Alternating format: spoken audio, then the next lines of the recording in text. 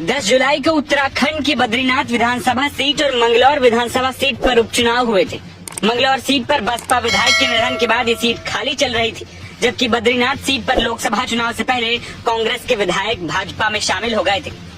उत्तराखंड उपचुनाव के वोटों की गिनती सुबह 8 बजे से शुरू हो गई थी, जिसके बाद अब दोनों सीटों का परिणाम घोषित हो गया है और दोनों ही सीटों पर बीजेपी को हार का सामना करना पड़ा है, तो वहीं कांग्रेस ने दोनों ही सीटों पर परचम फहरा दिया है।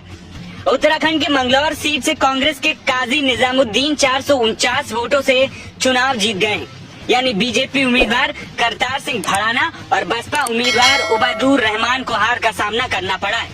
तो वहीं बद्रीनाथ में भी यही हाल रहा। यहाँ से भी कांग्रेस के लखपत सिंह बुटोला को 5000 से ज्यादा वोटों से जीत मिली। ऐसे में लोकसभा चुनाव के बाद बीजेपी को एक और झटका लगा।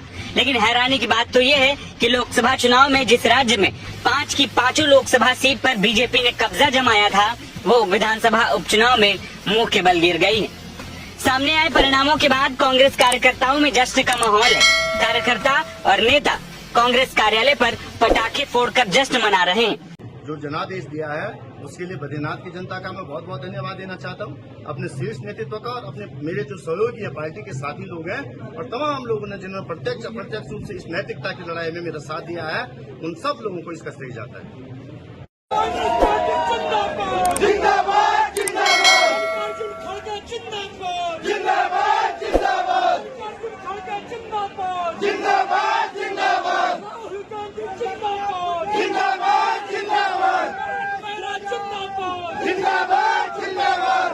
एक तरफ कांग्रेस ने इंडिया गठबंधन के सहारे लोकसभा चुनावों में अपनी स्थिति को मजबूत किया और अब विधानसभा उपचुनाव में भी कांग्रेस के लिए खुशखबरी है।